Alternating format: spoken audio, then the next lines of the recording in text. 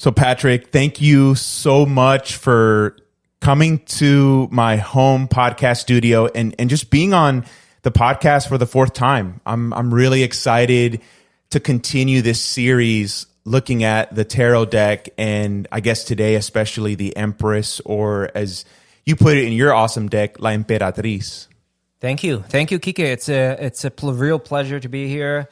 I always enjoy talking about tarot, art, and all, and a real pleasure being here again with you. Yeah. Thanks.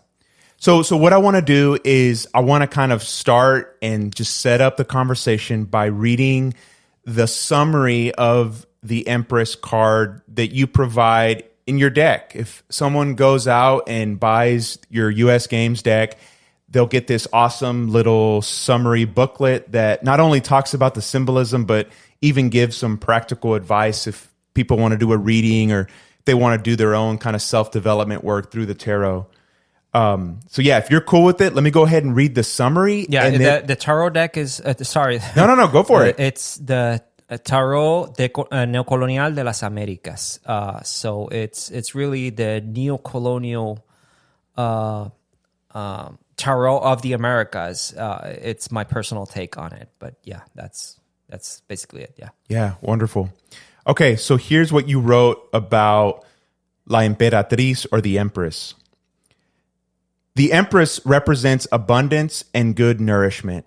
The Archduchess Maria Theresa of Austria, Holy Roman Empress, is the figure that inspired the image for this card.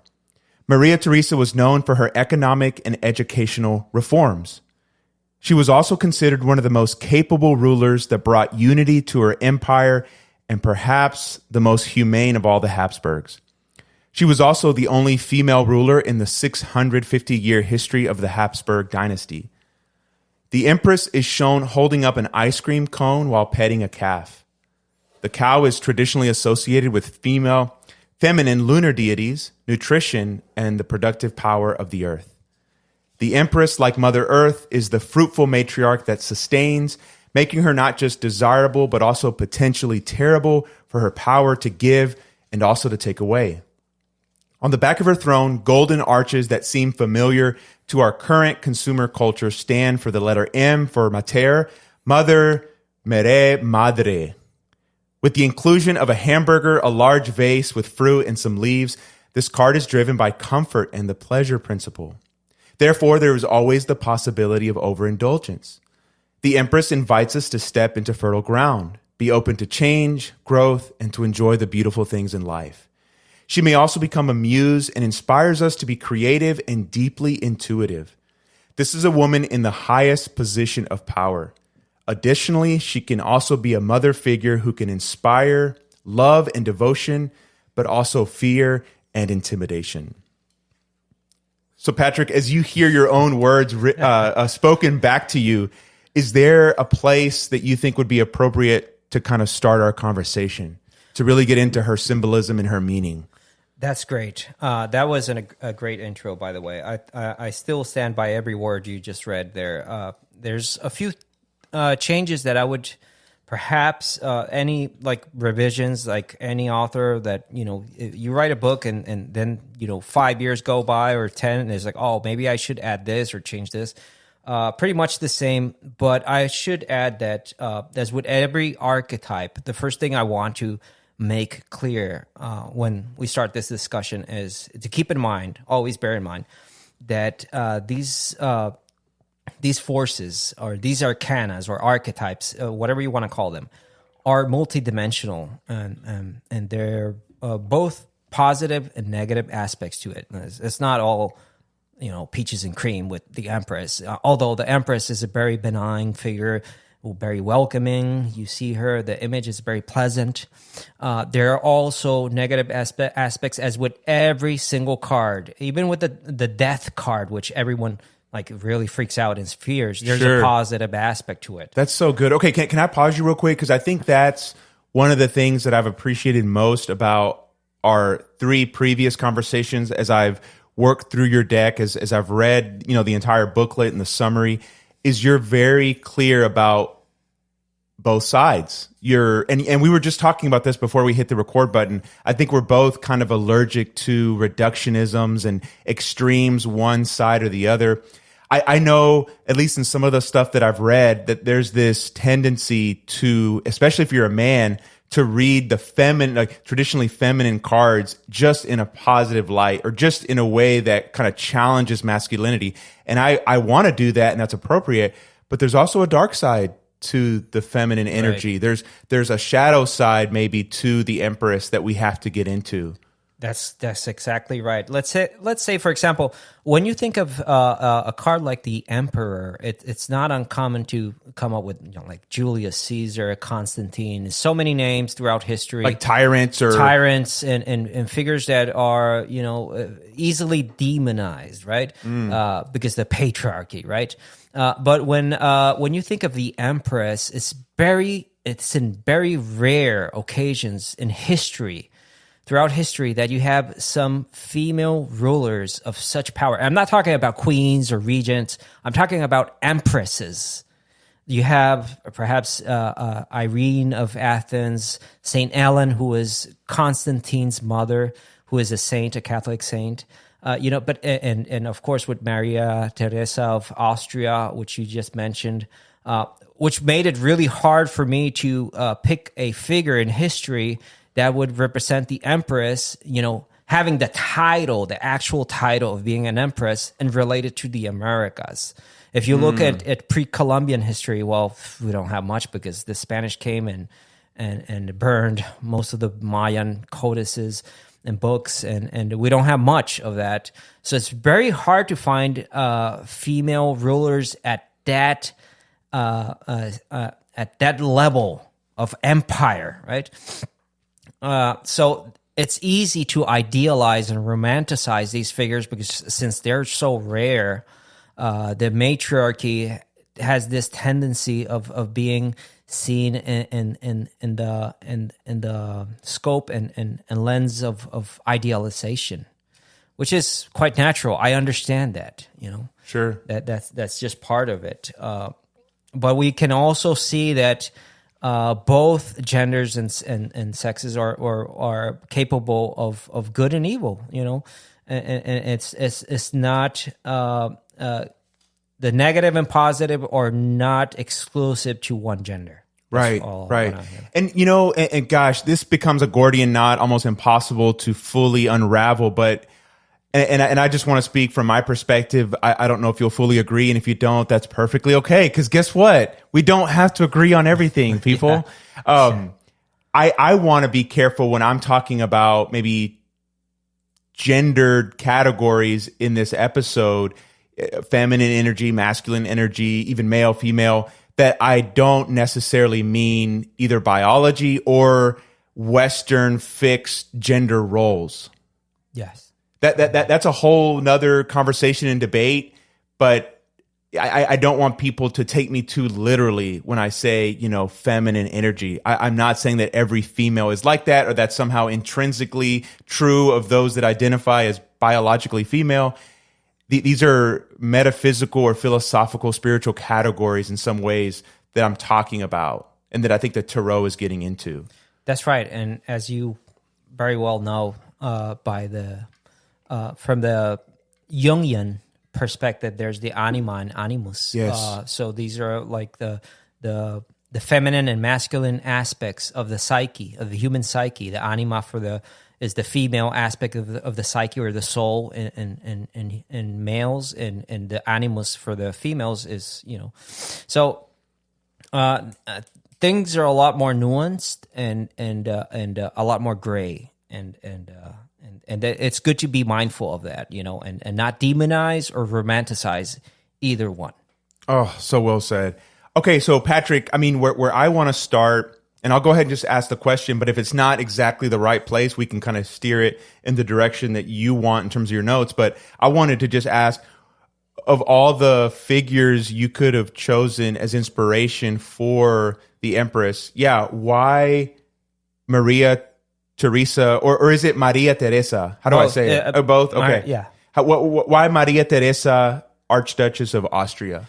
Well, it's because she belongs to this dynasty, the Habsburg, and the Habsburgs were, the Charles V or Charles I was the Holy Roman Emperor or the Spanish ruler at the height of the Spanish Empire during the conquest of the Americas.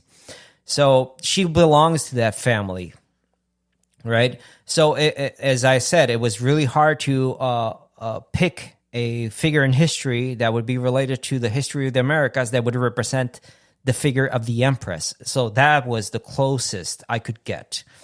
And I should mention that and this is always good to be reminded of, that the tarot is a product of Renaissance, of the Renaissance culture and mindset.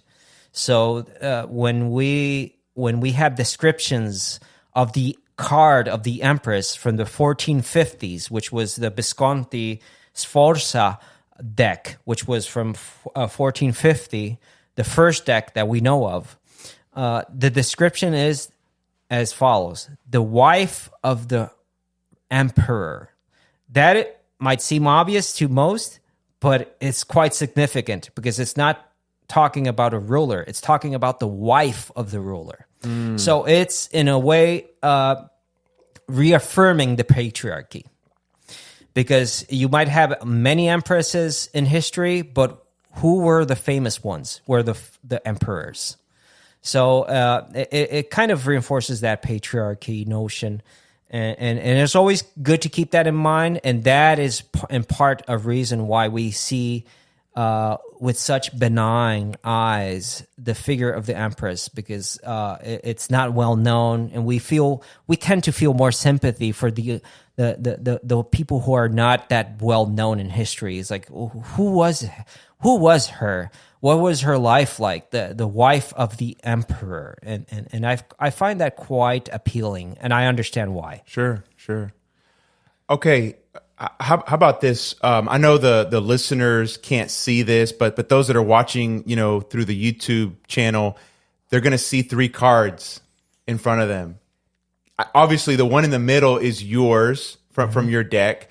What about the other 2 on the left and the right? Why'd you choose those? Maybe you could talk a little bit about those. Okay. The one to the left is the most popular deck that has been around since the early 1900s. Is the Rider-Waite tarot deck, which was commissioned by Sir Arthur Edward Waite and illustrated by Pamela Smith. But the Rider was the publication, the publishing house, and the one to the right there is from the Marseille tarot deck from the 1700s from southern France, Marseille, which is also very popular, very well known. And so these are the images that have very much influenced most of the decks that you see out there. So most of the tarot decks from so many artists, in one way or another, are influenced by those 2. And mine is not an exception, the one in the middle. So one is from the 1700s, one is from the 1900s, mine is, of course, from today. So those are the 3 takes on it. Okay. Now, again, if you have sort of a path that you want to take us on, go ahead and do that. But I'm curious about this one thing. In the other 2 decks, the other 2 cards, the Empress seems to be holding up some type of scepter. Yes. I'm wondering how that's been historically understood. And then if you could speak to why yours holds up an ice cream cone, which I have some thoughts on, but I want to check in with you first. That's a very good way to start. Okay. The scepter is not very well known in popular culture, of course, because we don't live in the Middle Ages. We don't live in the Renaissance where we have monarchs ruling with scepters. We have ice cream cones because we live in a consumer culture. And for me, it made sense, a ice cream cone, because it's the thing that it most resembles. If you look especially at the Rider-Waite on the left, that version looks very much like an ice cream cone. If you look at it from a distance, and the first thing you see, for me, it's an ice cream cone. That's really interesting. I've never noticed that, but I'm looking at it right now and I can totally see it. Yeah, it's like a long thing with ball on top. So it's a symbol. It's a phallic symbol of power. And the thing with scepters, and this is very fascinating, by the way, is that this has been used since the Dark Ages, the Middle Ages. You have this staff with an orb, which represented the earthly or worldly realms, crowned by a cross. So the cross symbolizes the kingdom of Christ, right? Because it's the Christian kingdom or realm. So you would assume... Well, he is the King of Kings. He is the King of Kings, so you would assume that the ruling monarch is a worldly manifestation or representation, an emissary of Christ on the world. So that is the reason. But if you flip the scepter, the cross with the orb upside down, you get the symbol of Venus, the astrological symbol of Venus, which you can see on the shield of the Rider-Waite tarot deck. It's the circle with the cross under it.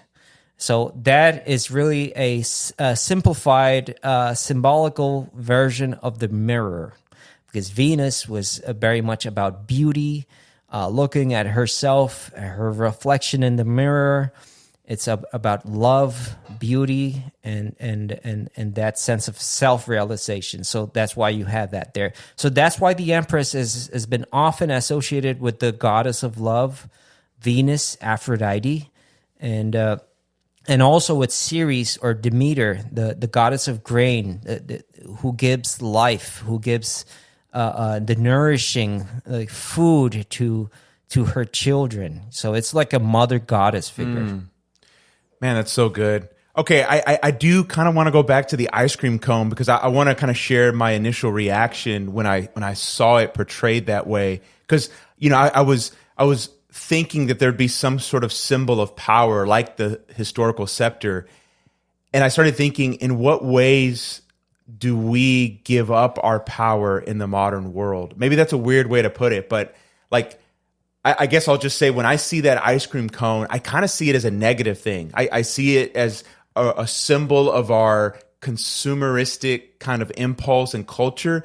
But, and no offense to any kids listening, and I'm not literally anti ice cream or sweets, but, we have a huge problem with, food in our country in so many different ways, right? We have a huge problem with obesity. Ice cream, in my mind, triggers all sorts of ideas of just, not really thinking about things and just letting go and just indulging. And okay, we could sit here all day and talk about the positive symbolism of ice cream, but I think there's some negative stuff that says a lot about where we are in our contemporary world.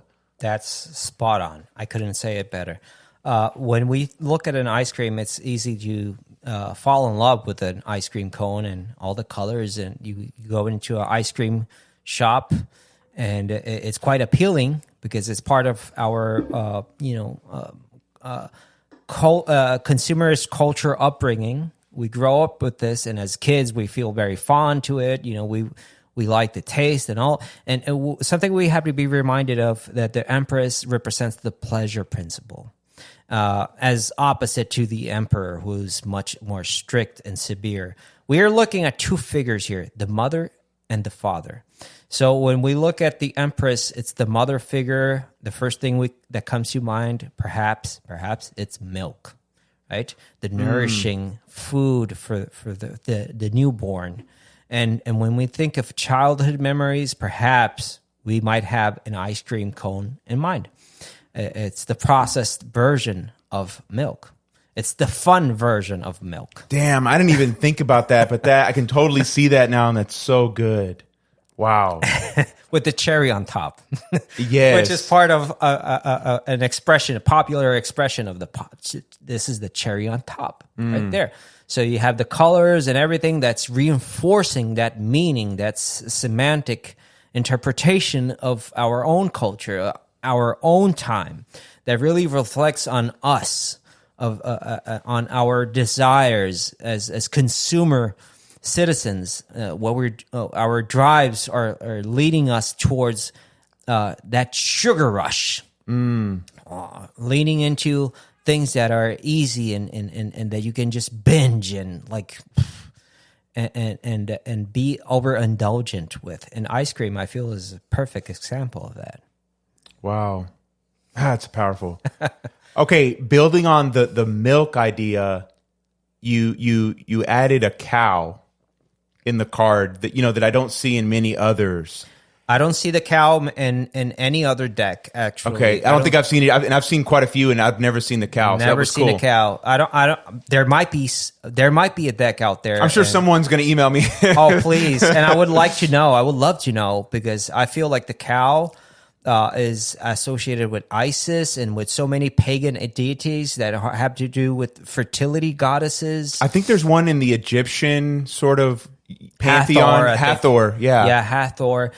So you have this association of cows with the mother cow is the mother goddess, is often represented as a cow, because of course if you go back to the agricultural revolution back 10,000 years ago, cows were really important, but big deal is that was the big thing of the day. Like you have meat, milk, the skins, the fur, there's so much you can think of in terms of civilization, for civilization to grow and become what it is because of cattle. Actually, the word cattle etymologically relates to the word capital. That's where the word capital and money comes from, really. And the Roman coins during the Roman Republic used to have a cow depicted. So it had to do with wealth, with abundance, plenitude, to having a well state of being. It's having cows, because you can't go wrong with that. Yeah, no, that's good. Okay, Patrick, as we're kind of having this conversation together, is there a pathway that's kind of itching for you that you really want to take? Yes, I love where we're taking it, but there's something of a comparison I wanted to establish, first of all, before going forward, with the previous card that we had with the Popis, La Papisa. Yeah. Because they seem to be like akin. They seem to be sisters. The Empress and the Popis seem to be related, obviously, because they're both feminine regents of different realms.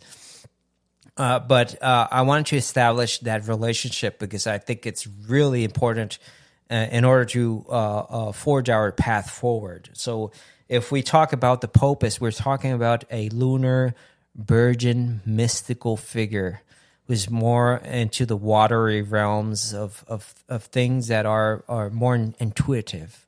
But when we're talking about the Empress, it's more about the bodily, earthly, physical, sensorial experience. She's more outgoing because you can see that she is, in most versions, her arms are exposed and are open. In most versions, the Popis, her arms are closed. So interesting. That already gives you an insight into their natures, which are quite different. And I feel like they're almost like two sides of the same coin because they're very much related. They're 2 and 3 after all. But whereas the Popis is holding on to a book, sometimes this book is closed. It's more inaccessible. It's part of the subconscious. You have the Empress, which is more open, more outgoing, more welcoming. She's lounging on a throne, very exposed in an open field of wheat, with vegetables or fruit ornaments or designs that appeal to the senses, to the appetites, to the senses. So it stands in clear opposition or in contrast to what would be more of a spiritual, lunar, Popis approach. Okay, that's good. One just quick observation that I wanted to make, but it really connects to what you were just saying. I think there's some people out there that imagine the tarot deck, and this is true at one level. It's esoteric. It's, connected to the occult. It's kind of secretive and very spiritual, maybe way up in the clouds. And I think there's some truth to that. But the more we talk, the more I've wrestled with your deck, the more I realize it's also really tethered to the ground and to earth. And there's all these symbolisms from everyday life that are very physical, very material. So the tarot is not just this super spiritual thing. It's something that is trying to get us to get in contact with our actual everyday life. The stuff around us matter. That's exactly right. And I think the tarot is a window into that you can look into interpreting the world around you, but also the world of images, of learning how to read images. And when you learn how to read the tarot, you learn how to interpret your own dreams. Because when you get images in your dreams, they often associate with any of these 22 arcana, major arcana. That is very important because people often forget that how important this system is. It's like going into a museum. When you look at a picture, you might not know who this king or this queen or this monk or this saint was, but you can read the story. You can make an evaluation or interpret the pictures or the images as they come and make sense of it, even if you don't know anything or have no clue about the story. Yeah. So it's a skill. You develop an archetypal eye, as I would like to call it. Ooh. Develop an archetypal eye. Man, I fucking love that. That's so good. I think that came, I'm going to give credit to Richard Tarnas, who I think talked about that in a presentation he gave at the Jung Center. I think it was back in 2018. And I went there and I was like, oh, I took note of that because I felt like it was really significant. Man, can you say just a little bit more about that? Like for anyone who's listening, who's thinking about what are some of the practical benefits of all this, how would developing an archetypal eye help someone? Whether it's a guy or a girl, it doesn't matter. I think the way an archetypal eye skill would help you and benefit you greatly is that you know how you respond to the world. You recognize the patterns, the hidden patterns of history, but also your surroundings, your coworkers, your friends, your family. You can recognize certain universal patterns repeating themselves. As like, okay, I can see how the Empress is working on this person. It doesn't mean that this person is the Empress. It means that the Empress is working through her or him. Because the Empress can work through anyone. Sure. It's an energy. It's something that's intangible but definable. Yeah, that's good.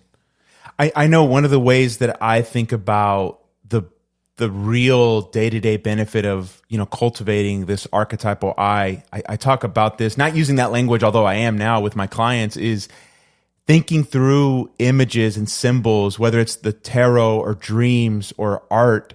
It's a way to help your life have some type of symbolic meaning. It can become a narrative. It can become a symbol system that not only gives shape to what's happening in your life, but that helps you be a better interpreter and to fill in some of the details. Because if we don't have this, the world is too flat. We're just, in the myth of Sisyphus, we're just pushing up the rock to wake up again and have to do it all over.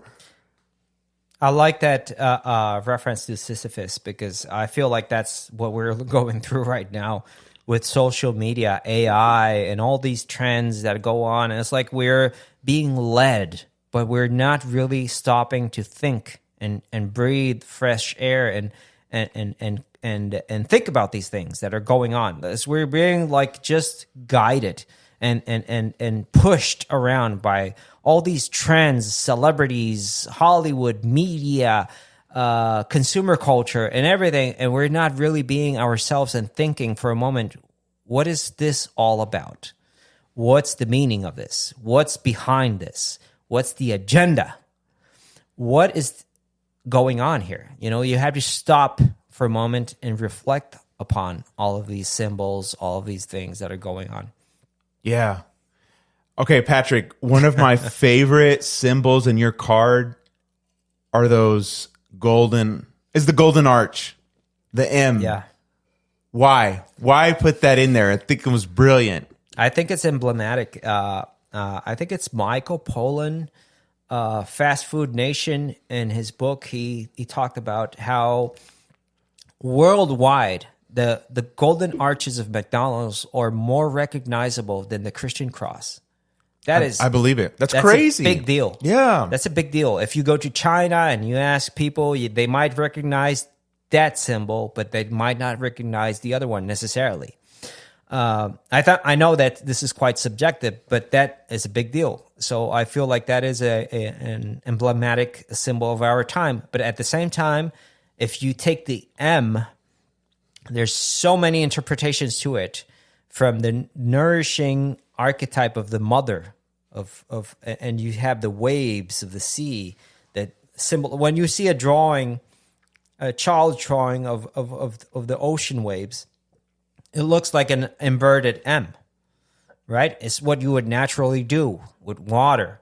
So it's the nourishment, it's the fluids, it's the thing that feeds you, right? So I feel like there's a tremendously powerful psychology behind that shape, right? You see the boobs, you see it inverted. So the M has it has an incredible impact in the human psyche. I feel it's almost like an abstracted version or vision of fertility and what makes things grow and all that. So yes. So I know Patrick and you, I think, explicitly connect this in your summary in your booklet. But I know when I was really deep into my own Jungian psychotherapy and studying depth psychology and all this good stuff, there were so many people that would want to go back to the etymology of things, and they would make a connection between the mother, which in Latin is mater, and what in English we call matter, the building blocks of reality, right? The things that stuff is made out of. What are some of the things that you think about when you see those connections being made? Mother, matter, i.e., physical reality. What are those connections for you? Well, I think there's two ways of seeing it. More like the mystical, spiritual perspective, and the scientific one, which of course is going to see everything in terms of matter and physicality and look at the actual stuff. When you look at, for example, from a mystical perspective, you look at the Popus and you look at the Empress, you're looking at the two sides of the same coin, because you're seeing at the virgin priestess, and you're seeing the motherly, royal, powerful matriarchy. This is in combination. If you put them together, you get the Virgin Mary. You get the celestial ruler of the Catholic Church, the image that has been that has been depicted the most, has been massively created throughout the Americas and Europe and all over the world, of the Madonna and Child. So there's so many ways of seeing this. That's why I say it's so multidimensional, so multivalent. There's so many angles to this and of course you have the fast food culture, you have the consumer culture, which is perhaps, depending on your worldview and your political affiliations, you might see it as a negative influence in the world, right? But it all goes hand in hand in one way or another, because as I said, there's both negative and positive aspects to this archetype, and that's one of them. That's one of the expressions or the ramifications of it. Right? Yeah. Okay, so Patrick, I want to see what your reaction will be to this. I know we've been joking throughout this last week that at some level, since we're going to be addressing the mater, the mother, we have to go a little bit Freudian. And I know neither one of us is an expert on Freud, but I'm not. there is this fascinating exchange between Sigmund Freud and someone that he publicly wrote about that said was very different than him ideologically, but he had this tremendous respect for. I think they would even call themselves friends. This guy was named Romain Rolland, and he was an author and kind of a contemporary mystic of sorts. One of the ways that modern people think about him is he was one of the grandfathers of the whole spiritual but not religious movement. So he was very interested in talking about kind of a high level, connected, ethical spirituality without collapsing into like traditional dogma or religion. What I think a lot of people today would say spiritual but not religious. Okay, so they're exchanging these letters back and forth, and some of this gets published in some of Freud's works. And Romain Rolland ends up trying to defend his understanding of spirituality against Freud's, I would argue, kind of reductionistic views that religion is just wish fulfillment, that it's just, projecting our daddies into the sky and just asking for what, part of our desires want, that there's nothing really objective about it or true. It's just psychological kind of projection. And Romain had a problem with that. He said that's too reductionistic. There's something, and he ends up coining this phrase that Freud picks up later. There's something that I want to call the oceanic feeling, which for him was this deep, almost mystical sense that we're all one as a human race. We're connected. People that are on mushrooms or experience psilocybin talk about this oceanic feeling of realizing that the ego can be dissolved and that we're all connected to this higher unity. Freud heard that, maybe nuanced his perspective a little bit, but he said, okay, this oceanic feeling that you're talking about, I think is really talking about this infant regression back to this state of maybe being in the mother's womb or feeling connected to her, but it's not ultimately about God or any kind of spirituality. I bring this up and I want to get your reaction because I think that's two kind of competing ways of thinking about the spiritual and the tarot and the symbolism. On the one hand, taking the more spiritual approach that it's about expanding our consciousness and connecting us to others and to nature. But there's this other side that says, is any of that real or true, or are we just kind of deceiving ourselves? Are we actually, in becoming more spiritual, actually regressing and desiring what I maybe see in the ice cream cone, which is, I just want to go back to this infantile, regressive state where I don't have to really be responsible or an adult or think about really hard things. Wow. There's a lot to unpack. I know there is. I'm sorry about that. No, that's great. That's great because I can agree with both in many ways because it's quite complicated. And I think this is the thing that, like what we were discussing earlier, I think it's a lot more nuanced than we think. It's when we try to reduce like things like archetypes and these mystical experiences in reductionalist terms, we get into problems, right? It's like we hit a wall. Yeah. And it's easy to do that. It's very easy. It's very easy to identify with one side or one angle, one perspective, and just stick to it. But when we find contradictions and things that just don't add up, that's when, the world just crumbles. And we have to be careful and we have to have this we have to accept and embrace in many ways contradictions. And that's why I think this is an excellent segue into numerology and how the number 3, that is the Empress, reconciles opposites. Because you're just postulating opposite worldviews. And when you have 3, you have the thesis, the antithesis, and the synthesis. That's the Hegel, vision of things, how things work. And the Empress somehow makes these all come together. She accepts them all. Like what you said, yes. She's always going to tell you yes. If the Empress could say one word, it would be yes. It would be yes. It's like the mother. The mother is non-judgmental.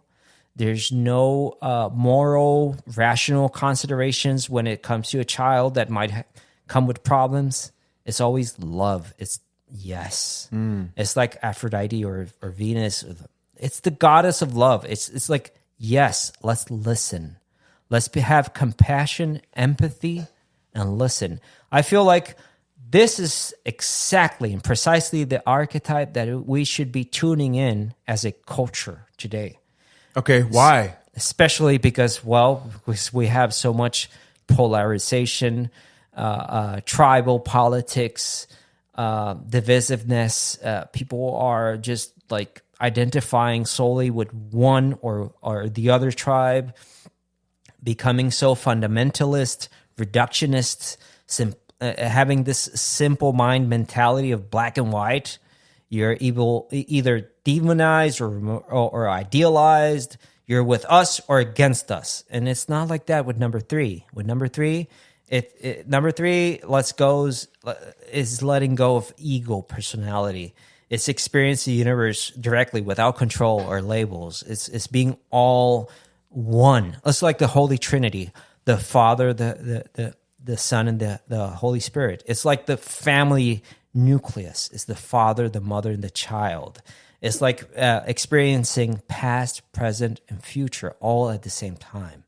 It's the Holy Trinity. That's what the three means, and the three is coming together in harmony, like listening, having a space and place for everyone. Man, I love that so much. And I'm glad you're bringing up the opposites and how to bring them together, because I really wanted to go down that path. One quick thing, when I think about our current political climate, the right and the left, I know people aren't familiar with Jung's idea that he gets from like Greek thinking. It's a Greek word. It's a big kind of fancy word, enantiodromia, which basically means if you push one extreme so far, it's eventually going to transform into its opposite. And whether it's the sex scandals on the right or some of the quote unquote debauchery that you see being hidden that comes out into the surface, or the left engaging in strategies that are so harsh and punitive that resemble like puritanical kind of shit, I think you see both sides evolving or transforming into their opposite. And it's crazy. It's exactly right. It's what they call the pendulum effect. So if you have a pendulum, it's going to go one way or another, and with the same force in action. It's just the force of physics. And there's now that you speak about that Greek term, the Greek mathematician Pythagoras would consider number three to be the first number. Not number one, number two. Number one means number one is the point. Number two is the line. Number three is the first geometrical shape, the triangle or the pyramid. And there's a beginning, there's a middle, and there's an end. Therefore, that makes it the first number. I find that quite fascinating. There's this astronomer, TV celebrity, Carl Sagan, had a huge success with Cosmos in the 1980s. Oh, yeah. That show was great. I remember watching this as a kid, and he used to say that he was pondering that life, perhaps on Earth, emerged from this first lightning bolt striking into the primordial waters on Earth. So you have fire with the lightning bolt and the primordial waters, like water. With fire, you have the magician, number one. And with the waters, you have number two, the popus. And number three comes life, the Empress. I find that quite fascinating. So that comes back to the idea of having either a scientific perspective or a mystical one. It all comes together there. But number three. No, that's good. Okay. Building on the opposites and their relationship to each other, I want to bring up a bit of a controversial figure. We were talking about him earlier, Jordan Peterson. I've been reading his book, yes, as a way to think about the Empress this week, but maybe even more importantly, I just have a client that's very dear to me that's wrestling with some personal things, who's reading the book, and he asked me to kind of read it with him. So obviously I wanted to support him, and I've been wanting to read it for a while. I had it sitting on my bookshelf.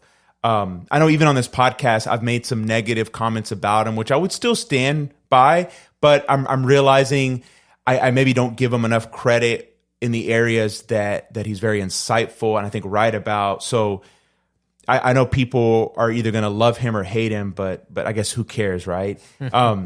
In his book, 12 Rules of Life, An Antidote to Chaos, I think it's either the first or second chapter, he gets into the Taoist Yin Yang relationship. And before I read this quote, which directly connects to the Empress card and this archetype of the mother, right? Because for Taoists, the yin or the black side is the feminine. It's connected to chaos, what Peterson calls kind of the unknown dimension of life. The yang is the masculine, the white side. It's order. It's the territory that we kind of understand. And those two are always in this dialectical tension. But before I read the quote, is there anything that you want to say about yin yang or Taoism, or if that even played a role in you thinking about the Empress card? Yes, precisely because the Empress, as you might obviously see in the card, it's a figure of power. So chaos is out of the question. It's not about chaos. It's about civilization. She's the Empress.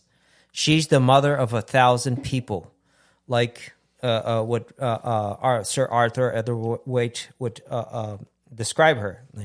She's the mother. So the fact that Peterson describes chaos associated with the feminine principle, I understand that. But in this case, it's more like, because she's number 3, after all, it's a combination of both coming in to one. So you have civilization, because what could be the maximum expression or the highest peak of civilization but an emperor or an empress, a ruler? It's someone who is high above the hierarchies of social order.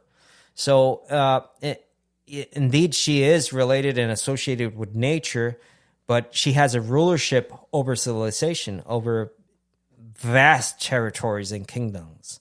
So one other thing I wanted to say is that having her be number 3 associates with the call for action.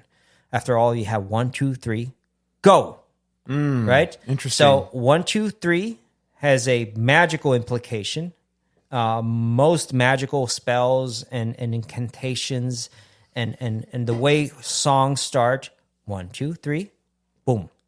So there is a call to action, call to adventure. I find this interesting association and relation and correspondence with Joseph Campbell's journey, what he called the hero's journey, which sometimes is divided in 18 steps, sometimes in 12, sometimes in 8. And I find her in the right place. It's the call for adventure, but also the refusal, which comes from us. Because she is the mother who's telling us, grow up, go into the world, experience the world. But we're like, doubtful, right? Well, and I think that maybe connects to the way Freud understood that oceanic feeling, that there is this pull inside of us that wants to keep us, in the safety and security of the womb, of the mother's embrace. We don't want to hold the scepter of power. We want to hold the ice cream cone. Yes. We hold on to traditions. We hold on to the mother. We hold on to the motherland. We hold on to the past. We hold on to everything that makes us feel safe. That's what the ice cream cone is. Right. See, in kind of looking at her, the Empress, in a negative light, I kind of see her as the embodiment of safety. And God, for anyone who has PTSD or for anyone who has actual danger in front of them, I'm not anti-safety. I think that's a very important aspect of existence, but I just think it also impedes psychological and spiritual and moral growth. we wake up, I think, every morning, and at the foot of our bed, James Hollis says we have both fear and lethargy, little demons, right? That are calling us to stay underneath the covers and not be a fucking adult. That's right. That's right. But at the same time, she implies growth because it's number 3. So she's calling us to move on, to have a plan of action, to have some movement, to be inspired. After all, there's something we haven't talked about with the Empress, and that is the creative call to action. And that is the call of the artist. That is the call to make something different, to make something new. She's looking on to giving birth, to looking into the future, making something of ourselves. She's calling us. She's not doing the action, by the way. She's just lounging there, having this motherly gaze at us and just see, you're okay. You can do it. Go ahead. Move on and do it. That's what she's asking us to do. If she had a say, right? But we also have this fear, right? Which is innate of the child, So that we have this separation anxiety, right? When we go to the first day of school, we don't want to be separated from our parents. And we carry that throughout our lives. Like, oh, should I go? Maybe not. No, I'm afraid. I'm not ready. This is what this card is. Exactly what this card is about. Wow. Have you ever read the book by Stephen Pressfield, The War of Art? No. Okay. So I've heard about it for a while. I finally listened to it on Audible. Again, I have another client that we're reading it together, or listening, listening to it together. And it's all about, for the artist, for the creative, I would say for anyone who's trying to do something in the world, there's always that metaphorical, devil on your shoulder, whatever symbol or metaphor you want to use, which he ultimately calls resistance, which is that pull toward not acting, not doing, staying in the safety, staying lethargic, being enslaved by, the spirit of sloth. Mm-hmm. Whether we see that as fear or laziness. And the whole book is, being dead honest about that energy pulling us back and the necessity, if we're going to be on the hero's journey, to go back to what you were talking about, of moving forward and acting and resisting resistance. Yes, absolutely. I agree completely. As the mother, she has both this inspirational, enlightening nature to make us grow and be nurtured and have everything that we need. But at the same time, there could be a negative aspect of the smothering, of even the Mother Earth seeking to repossess all human civilization and pull her back to her primal womb. So there's a dual nature to it. It could be also good, as well as it could give you life, it could take it away, or it could take that privilege or that comfort. And that's why we are so fearful, because she's so powerful that she, anyone who has the ability to give life has the ability to take it away as well. That's part of it. It's part of her realm, of her kingdom. And I cannot think of any love that's purest and more elevated, I should say this, than the motherly love. You could have sexual drives, you could have any sexual attraction, love for partners or for friends, but the motherly love, there's just no precondition, nothing compares to it. That's why in Catholic iconography, there's nothing higher in expression, artistic forms, than the Madonna and Child. That's exactly what it is. It's a double-edged sword as well, as I just mentioned. It's something you recognize and it. It's so familiar to you, but you also need to grow. I'm so glad you're elucidating that, because this week in doing my research on the Empress, different texts, they talked about how it really upholds the centrality of love, and I couldn't quite see it. I didn't understand why they were framing it that way, but I think after you've spoken, it's starting to make sense why this card is maybe a symbol of love. Yes, because she's the matriarch. The first thing you see and experience as a child is your mother as an authoritarian figure, but not in a harsh way as the father. It's the closest thing you have to food and nourishment, but she is also the most powerful being you're going to ever experience at that age, right? At the early age. So that's why the Empress, it makes perfect sense. She is the matriarch. Okay. So, Patrick, do you mind if I read these two quotes from the Jordan Peterson text? Sure. And then I just want to kind of get your thoughts on it. So, again, going back to his reflections on Taoism and seeing the Yin Yang kind of symbol as representing masculine, feminine energies, one connected more to the chaos, which you've given some important reservations. You don't know that the card fully represents that. And then masculine being order, which maybe represents more the emperor card. Yes. I want to bring this up because I think it does speak to the duality that has to be navigated that we've been talking about. So he writes, chaos, the unknown, is symbolically associated with the feminine.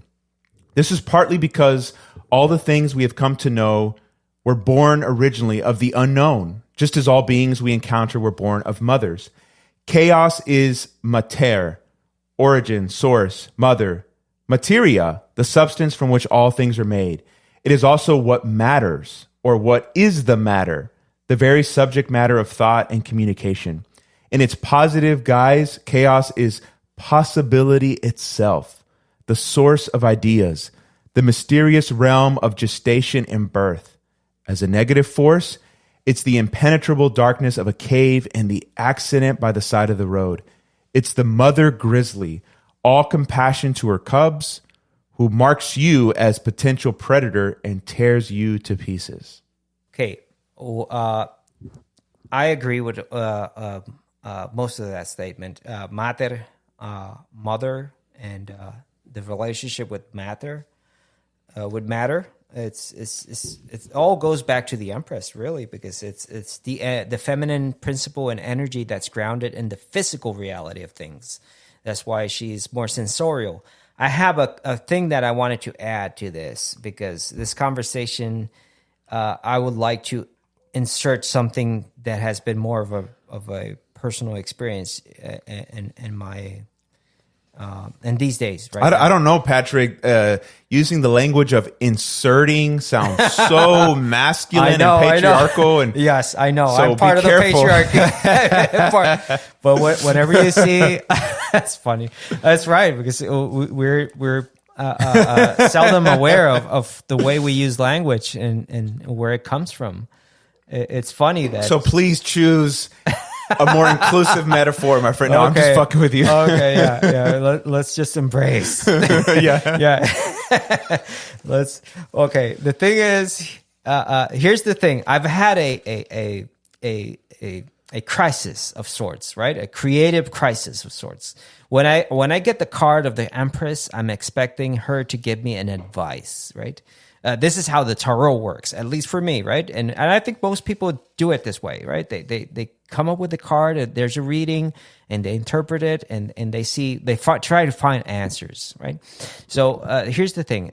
Lately, there has been a trend of art generated images online. It's gone viral. Dude, that's crazy. I had a client yesterday who's an artist who was bemoaning this fact. I didn't even know this was a thing until yesterday. So I'm so glad you're bringing it up. Yes, it is. Since the Empress has all to do with creativity and the Right. creative I was hoping we would go there. and bringing to life, because after all, she's the mother. Who has the power to create? It's the mother. It's the magic of life, really. She brings forth life. So and when we're artists, as an artist myself, I feel like I'm, the paintings are my children. And when I see something like AI come up and make things that look like what I do, but in a matter of seconds, and that everyone is doing it for free, without any effort, without any training. Well, of course, I understand the discomfort, the concern, many artists are feeling. They even feel insulted. I've seen so many things posted online that it's damn right. Like, yeah, I'm with you 100%. Yes, but at the same time, when I come up with it, I take the Empress card out and it's like, what would you tell me? And she is so open, welcoming, and listen, there's compassion in her voice and in her image. But she's the mother. She will listen to all sides, and it's like, okay, let's have empathy, right? After all, these are all my children, right? So the thing with AI is that I feel like there's some arguments that are used in favor of it, as this is another tool that could be used by artists. But others are saying like this is going to replace artists altogether because anyone can do it and no one will have to commission, let's say, a portrait, because I can have any style, anything. And this is all based on a database of hardworking artists that have created all these images of thousands and thousands and thousands of images. And then this computer just takes, the algorithms with the things that you type in and just picks the best image and makes something new. Now, I say, isn't that what artists do anyway? Like you pick the best of here, there, you combine and make something new. Because I have to come to think that this is a new thought. I was not really on board with this, but I just came to this realization that after all, what I'm doing as an artist is just picking here and there and being inspired by different images and making something new out of it. Right? I'm taking the golden arches. I'm taking a historical figure, combining them together. Isn't that what AI is doing after all? So the AI is just doing that I do, just a lot faster. And that's what my concern art is, that it's doing it faster, more effectively, and more people have access to it. You know what I think this is going to do in the end? It's going to reduce the number of artists. This is going to be so easy. It's a tragedy. It's a tragedy, but at the same time, there's a gold. I feel like there's a silver lining to this. Okay. It's like when cars were invented, everyone thought like horse breeders, anyone who was doing like the saddles, the blacksmiths for the horseshoes, and they were all going to be out of a job. Let's think of the blacksmiths for a moment. And in the past, in antiquity, it's easy to forget that many people could be a blacksmith, but not all of them were good. Now, when you think of a blacksmith today, you think of a master blacksmith, someone who's really good, because there's so few of them and it's so specialized and it's so expensive. I feel like that's what's going to happen with painting. It's the same with photography. When the Polaroid came out and everyone was taking pictures with these films and they have to develop this, that's going to be the end of photographers. No, because we still have professional photographers today. So it just, it just democratized a medium so more people have access to it. And then when you come to think about it, many people who are using this AI wouldn't have the money or the will to spend on artists, as, no matter what, the people who want to commission a special, unique artwork that is made by human hands and a human soul will do it. Someone who is just doing it for fun will always find a way to do it anyways. So I feel like the answer the Empress would give us is like, be welcoming, keep doing your job. What really matters the most, do it with love, because that's the key word here. Do everything with love and soul, because it doesn't matter if a computer can do it, an algorithm can emulate it, any sort of mechanical, technological invention can do something similar to you. It will never have the same intention, purpose, and soul. Most importantly, have that human imperfection, which we all love. That human imperfection, like seeing that things are well done, but there's something to it that makes it human, and I think that's something I just wanted to bring up, because I feel like it's something that's in the minds of so many people today. Right now. I love that. So what that brings up for me is over the last few weeks, I've gone back and I've started rereading Marcus Aurelius's The Meditations, just devotionally for myself, to just ground myself and get me thinking about my own sort of morality and spirituality and psychological development. And the other day, he has this long kind of paragraph where he talks about, for human beings, oftentimes the most beautiful things are the things that nature produces that are imperfect. And one of the things that he writes about quite beautifully is, at the time they would bake this bread, and at the very top there would always be these cracks and imperfections. And he was just mesmerized by that. No one wanted the cracks to be there. They weren't intentionally putting them there. They were a part of the natural process of baking it in these ovens. And he sits there and takes this whole paragraph to talk about how beautiful that is. And so as you talked, I just thought, man, how important it is to be open to those imperfections, and that can be quite beautiful. I completely agree. I have a quote by Marcus Aurelius here as well. Awesome. I'm going to, if you don't mind. No, please. Everything is, and this is from the Meditations. I love that book. And I know where you're quoting that, because I can remember the bread, how it was baked back in Puerto Rico where I grew up, and the way it looked so imperfect, but was just, that made it perfect. Yeah. That made it perfect. So this comes from Marcus Aurelius as well, and that's great that you brought him up, because I love him. Everything is fitting for me, O universe, which fits your purpose. Nothing in your good time is too early or too late for me. Everything is fruit for me, which your seasons, nature, bear from you, in you, to you all things. You are all things. Earth loves the rain. The glorious ether loves to fall in the rain. The universe, too, loves to create what is to be. Therefore, I say to the universe, your love is mine. It's like, no matter what, just nature is the way it is, and it's just perfect. And I think that summarizes what the real hidden gem of a meaning the Empress is. Because I think that's the essence. That really, that strikes a chord for me in terms of meaning. Yeah. Gosh, I love that. I mean, one of the things that I think about with Marcus and even his philosophy around what you wrote was he would want to include even something like death in that natural process. Yes. He writes extensively on how, I think in a way that's opposed to kind of dominant Christian theology and other perspectives, he would say that death is not an enemy or something to be feared or something to just want to run away from.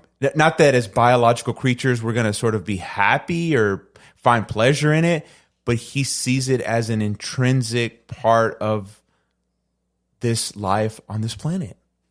Yes, there's also a thing that Stoics called negative visualization. Yes. And I don't know how you feel about this, but I have a question for you. I use it in therapy all the time. You use it? Yes, okay. Especially with like clients that have a lot of anxiety, or even more specifically with treating something like OCD.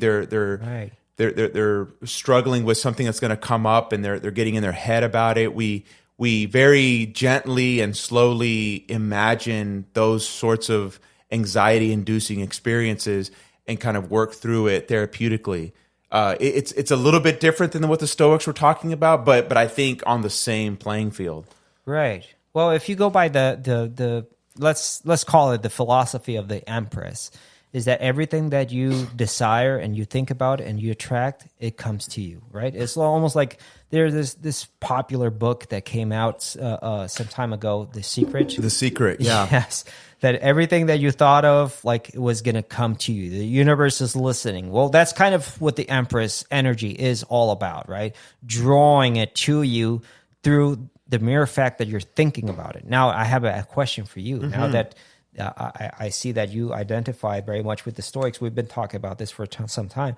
When you have the Stoic mindset of thinking about death and thinking about it almost obsessively sometimes, right?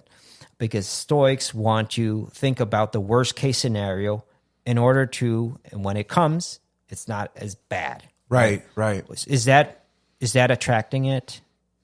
In your view, from your perspective, is that a way of attracting it to you? Like if you're thinking of worst case scenarios, or you're attracting that worst case scenario to your life? Dude, it's a great question. I think I would want to nuance it. I think it could lead to attracting it, and it could become a morbid obsession where someone gets psychologically crippled or paralyzed by death anxiety, and it creates a lot of problems. So I definitely want to be open to the fact that that could happen, and I wouldn't want to encourage that. But I think if I'm reading the Stoics charitably, I think they weren't encouraging an obsessive dwelling on it to where it almost brings it about, like you're talking about in the Secret kind of philosophy. I think they were just saying be sober-minded and realistic about the fact that it is coming. Yes.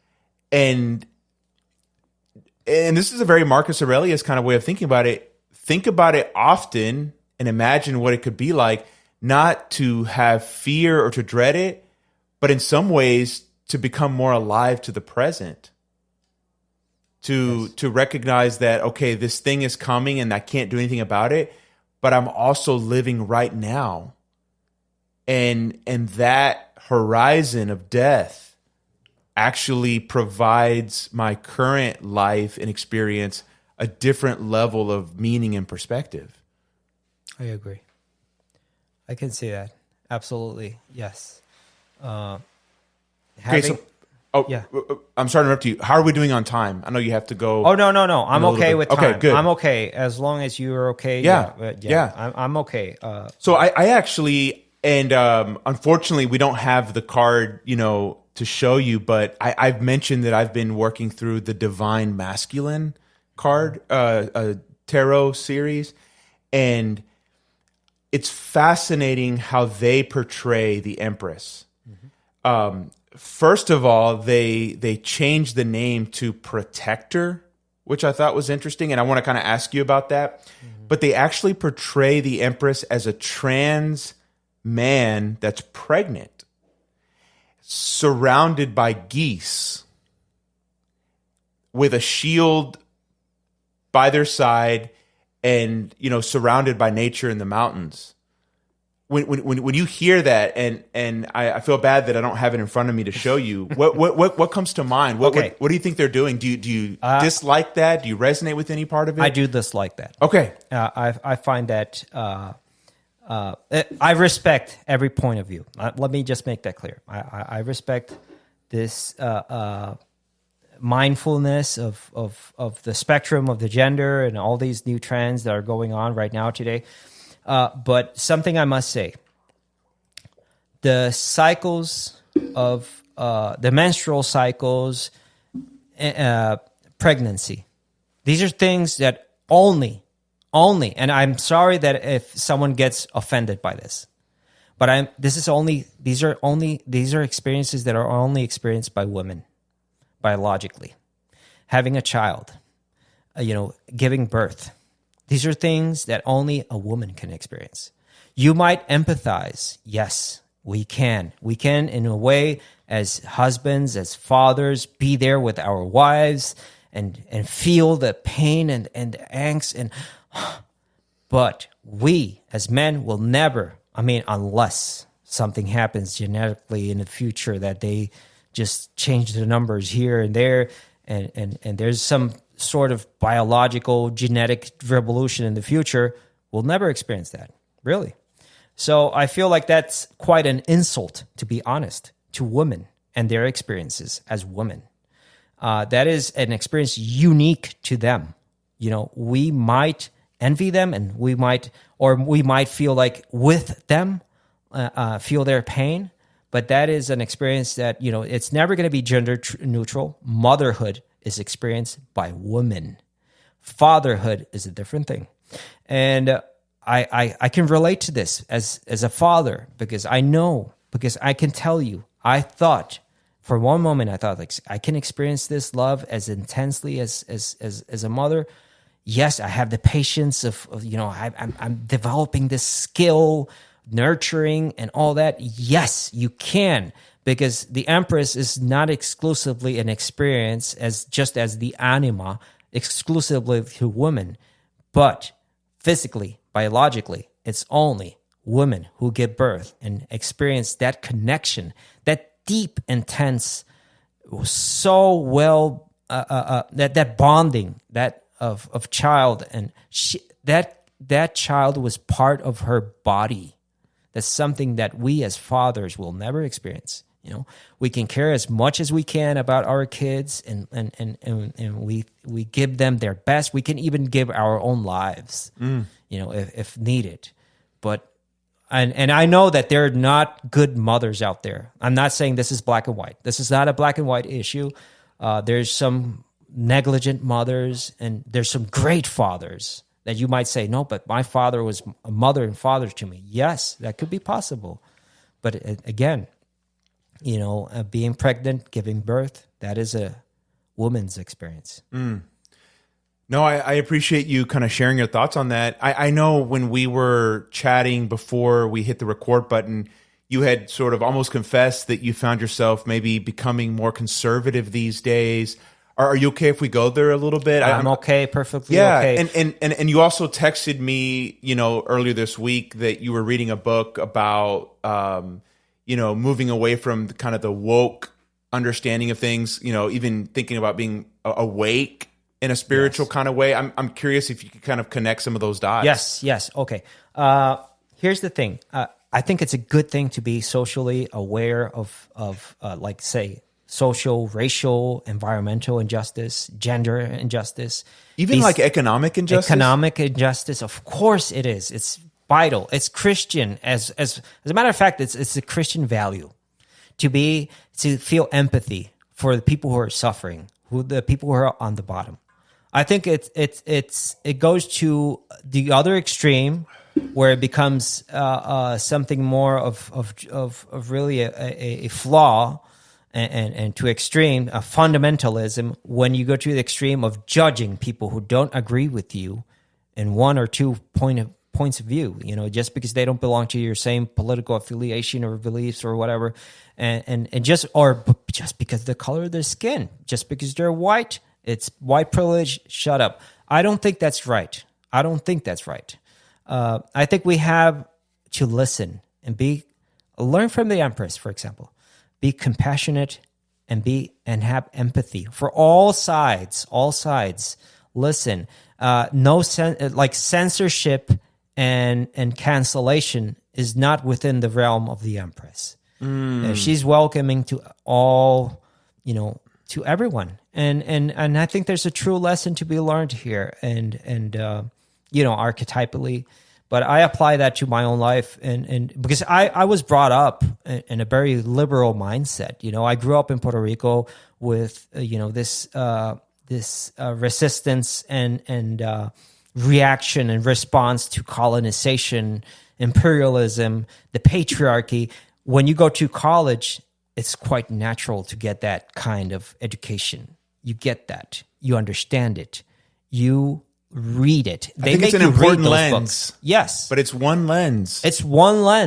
And here's the thing. There's a father, there's a mother, there's a totality. There's two sides to the story. There's even more than that. And the history is a lot more nuanced. It's a lot more gray. And it's a lot more complicated. I know it's hard. For many of you, it might be hard to understand that this is complicated. The easy way to go about this is there's just one side, my side, and you're wrong. Right. And that's just the easy way. And that's what the mass media, corporations, they want that. Because divided, they conquer. They keep you divided. It's easy to label you. It's easy to label you. It's easier to sell you a product. It's easier to sell you a Nike shoe that has been produced in sweatshops, while they are really ignorant of all the racial inequalities in the U.S., right? So I'm just giving an example. Or Amazon, let's say, with their employees and all that. So things are a lot more complicated. Just try to have more critical thinking, dissect and question your own beliefs, and be open to listening to the other side. Because if we don't listen to the other side, we're not going to have a country. We have to come together as the number three, a synthesis, a harmony, a dialect.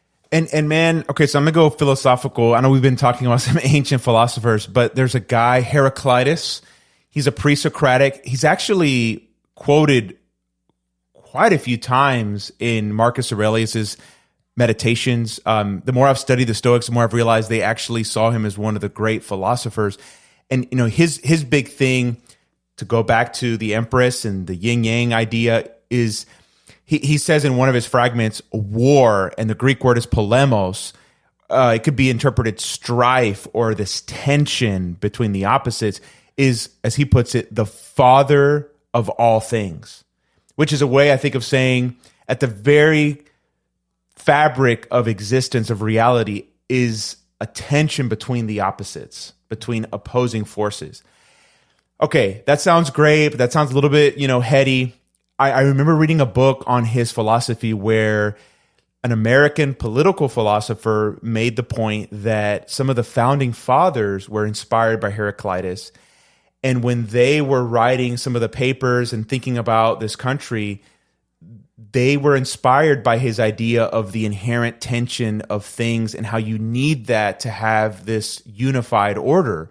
And so the very fact that we have opposing sides, while I hate the polarization, I don't want to encourage one extreme or the other. I want to have a healthy conflict because I think that represents reality. I think it's actually brilliant to have these two sides that are always sort of checking each other and calling each other out on their bullshit. But I think we've now moved to a position where it's, fuck the other side. It's only one perspective. Right. We're right. You're absolutely wrong. There's no place for healthy debate or healthy conflict. And I think that destroys the fabric of reality. And that scares me. I couldn't agree more. And even Heraclitus would say that everything is in constant flux. Absolutely. He would never step a river on the same way. Like it's always going to be different. It's always going to be different. It's always changing. So if everything is in constant mutation, everything is in constant flux. So why stick to something so rigidly if it's going to change anyway? Yeah. Today you might be right, but tomorrow you might find out that some of your viewpoints are a little flawed. So be open to possibilities, be open to change, be open to evolve, be open to learn, have the humility. Here's the thing with the AI. I wanted to go back to that because I see that a lot of artists are angry about this and they feel like my portraits are the best. And I had done so much work on this. Like I'm the best, like at that level, like of hubris and lack of humility. If something good is going to come out of this AI, is bring some humility. Because we don't know it all. We're not masters of our craft. And this applies to every level and every career and every vocation, whatever you can think. We don't know it all. We're learning. We're here to learn. We're here to grow. If there's no learning, there's no growth. You need to be open to that. If we know it all, then that's the end. Yeah, wow. That's death. That's actually death. Man, that's good. Philosophical death. Yeah. Knowing that I know it all. You don't have to teach me anything. Don't learn, be open. Okay, so Patrick, this is going to seem like a question from left field, and it kind of is, but I think we can maybe connect it back to the Empress, feminine energy, maybe even sexuality, but it's about kind of AI and where it's going, okay? I just want to hear your thoughts on this. There's clients that have brought this up recently to me. I've been talking to my wife about it too. We saw a little bit of a documentary about it. What are your initial sort of reactions to what seem to be lifelike sex dolls? The technology is not quite there yet from this documentary we saw the other day, but androids that will be able to respond to certain individuals, in the act of intimacy. Yeah. What does that bring to mind? Do you think that's neutral? Is it great? Is it dangerous? How does that connect to anything we've been talking about?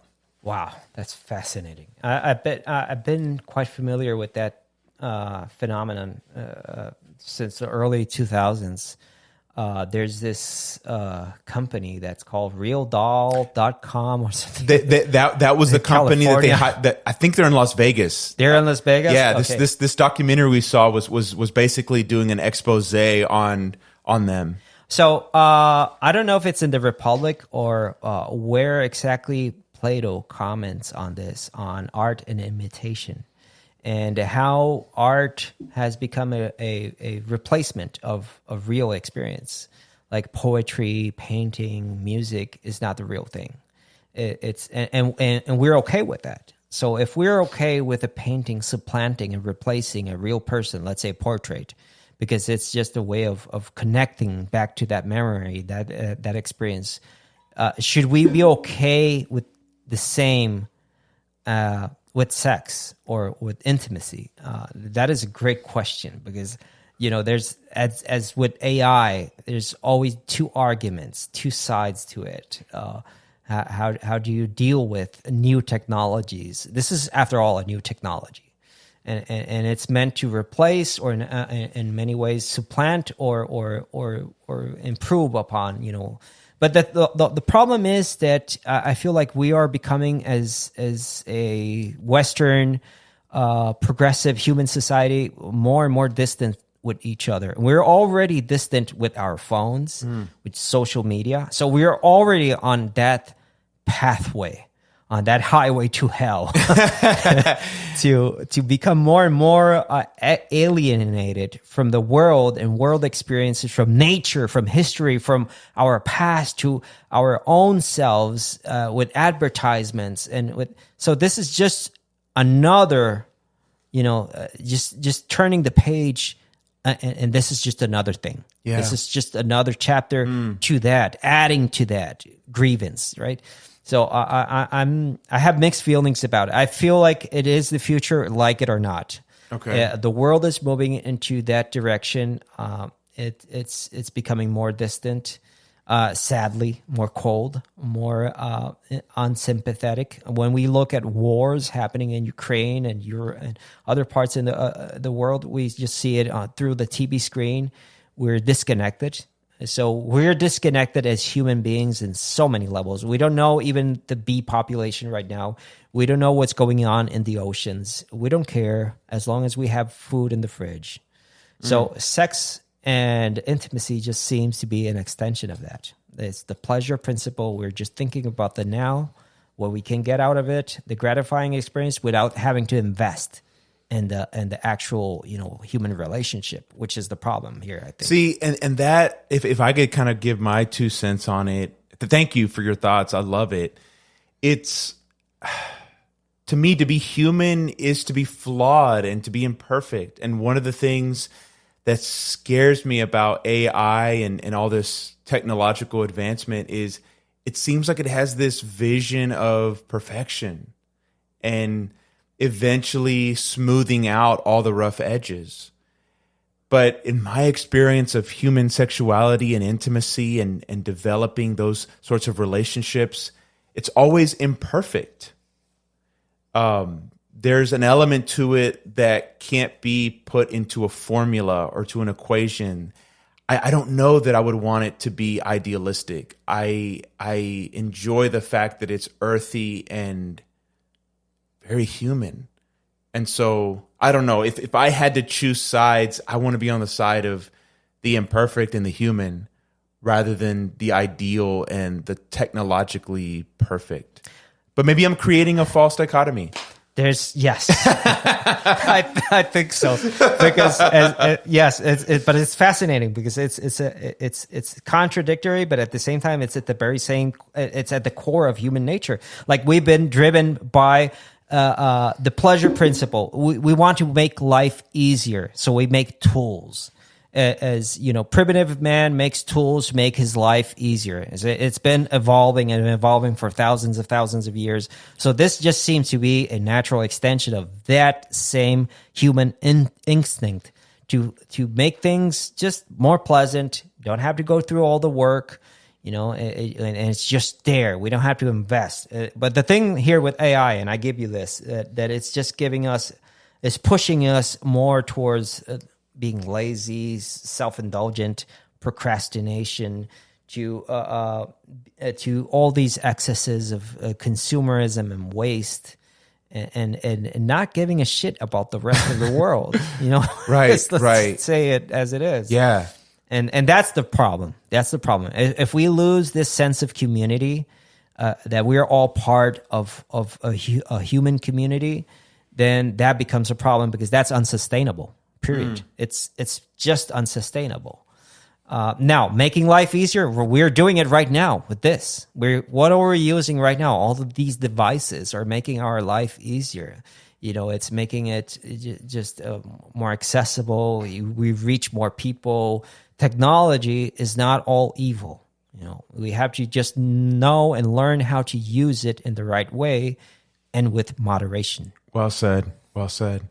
So, okay, Patrick, I know that we've talked a lot about the different facets of the Empress card, and we've explored various different topics. Is there something in your card, or just the Empress card in general, that I haven't asked you about that you think is really important to explore? Okay, I think we might have missed talking about overall that the Empress is given to multiple interpretations. I think I mentioned that in the beginning, like it's multidimensional. Like you can take a Freudian approach and see how the mother, sex, and all this drive, and the Oedipus complex, and all this. You can take it from that psychological perspective. You can take it from an environmental perspective, Mother Earth. Yeah, and all the nature element to it. Nature, and how things have been, against nature. We've been a patriarchy destroying the mother, right? And all that. We can take it from an individual. I mean, there's so many ways, from the mythic perspective of myths, legends, and the Joseph Campbell perspective of the hero's journey. I mean, but one thing I wanted to bring up before we end is that religion, for example, religion and civilization has made and created this false dichotomy between what's heavenly, celestial, divine, pure, good, God, versus anything that's physical, bodily, natural, motherly, feminine.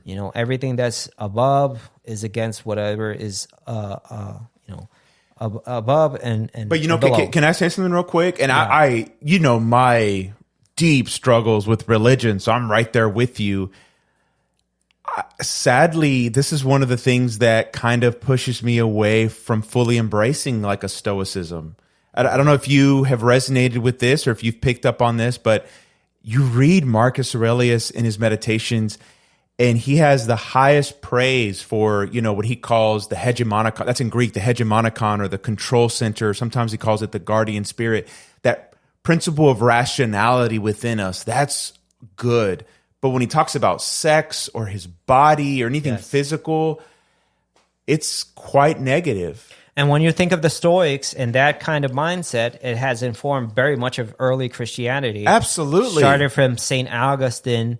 But original sin and concupiscence. And you have to deny the body and the pleasures and the temptations of the devil. It's bad. It's sin. Gnosticism. It all comes from there. So, but at the same time, and even in Buddhism, resisting, there's a ton of Eastern philosophy that is, I would say, very anti-body, anti-physical. That's not popular to say, but just read the fucking original sources. Exactly. Yeah, exactly. You're spot on.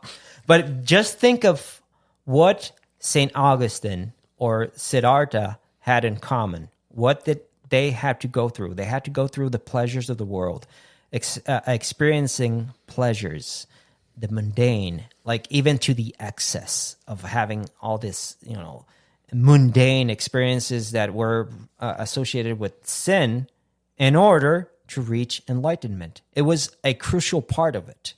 So if we take their stories and we take the many stories of Christian saints that have been, very bad and that they converted, that was part of the process. So it's not a rejection, downright rejection of the world. We have to accept it and in a way, reconcile with our own demons and be okay with it, with contradiction, with things that are not, that we would not agree with. It's part of human experience. And that's how we reach the place where we want to reach, I feel like that is a important message of the Empress is embrace it all, accept it, listen to every part. You don't have to become that, but just accept its existence and tolerate. They have compassion, empathy. As a matter of fact, artists have to have this tremendous sensibility towards the world. That if they're creating art, they have to be sensible. That's why they identify with the mother figure, with the muses and the feminine aspects. You have to have that openness to it, I feel like. God, that's so good. Yeah, I think this goes back to maybe a comment I was trying to make earlier. I'm someone who's very in the sky, cerebral. It's hard for me to be in my emotions. I'm saying those aren't good things. That's what I try to work on in my own spiritual development, my own therapy. But one of the things that the tarot does for me, I think in a counterintuitive way, is it actually doesn't send me back up into the sky. It brings me into my body. It brings me to the ground with all the rich symbolism that's, I think, so tethered to the physical and material and human world. It gets me in touch with those parts of myself that I generally don't want to get in touch with. And so like a good dream that shows me the parts of myself that I'm neglecting or rejecting or hiding, it's a challenge. It's compensatory to a bloated side of me, right? It's calling me to greater balance and moderation. Yes, it's calling you to accept your own experiences and your senses and what your senses have really informed you of how the world works. After all, AI doesn't have any senses. Let me say that, and people need to be reminded of this. Great art. I'm impressed. I actually saw this Bollywood version of Star Wars. I really thought it was there was a real thing about really. Oh, it looked amazing. It looked incredible. Amazing. The photos were realistic. Like you thought it was an actual like Hollywood set, but in Bollywood version of Star Wars. And it's like, and I was looking it up, and then I found out it was AI. But what happens with this is that the AI doesn't really have the same connection to the world as we do, like the five senses. We have to be reminded of this. And I think what this is going to do is push artists to really experience the five senses as never before. Because experience the world directly. The AI has no differentiation of building and a person, a waterfall, a tree, a mountain. Like the scale and the amount of information you can derive from that. Take a camera lens, for example. It's not going to take all the variations of darkness and light that you can see with the naked eye. If something's dark, it's going to be black most of the time, right? Now, there are cameras that are really good, but the human eye and the human experience and being there, and sensing it and smelling it and taking it in, that's something that only you can have as a human being organically. Oh, I love that. God, that's good. Okay, Patrick, do you think it's a good point to kind of come to an end, or is there anything else that you want to share? I think we can leave it there. I think this has been a great conversation. Man, I love talking to you, and I don't want to wait too long until our next one. We should, after this, look at possibly January being the next one. Yes, maybe exploring the Emperor. Absolutely. Okay. The last thing I wanted to add is take these cards with a grain of salt. You don't have to take it as religion. You don't have to take it as dogma. That's the good thing about tarot. There's so many theories, so many takes, so many angles, so many aspects. It's very high. It's highly democratic. There's so many versions. There's so many as there are people and artists. So when you see a card like the Empress, don't think of a goddess head figure. Don't think about Isis. Don't think about Aphrodite. She is imbued with these energies, but she is a human ruler And, and as such, you should take these cards, as what they are. They're images. They're not the thing. They're just representations of that energy. They're not the actual energy. Here's the problem with religion is that people take it too seriously. And we talked about this with the Fool. They literalize. They take things so rigidly. They cannot see any other point of view. And I think this is really important to emphasize, and especially with the card, the Empress, is like taking multiple perspectives. It's the number 3, as as we already mentioned. Yeah. So have 3 points of view. Whenever you read something, try to find 3 different sources. Try to find 3 different perspectives. Make up your mind. Try to find a middle point.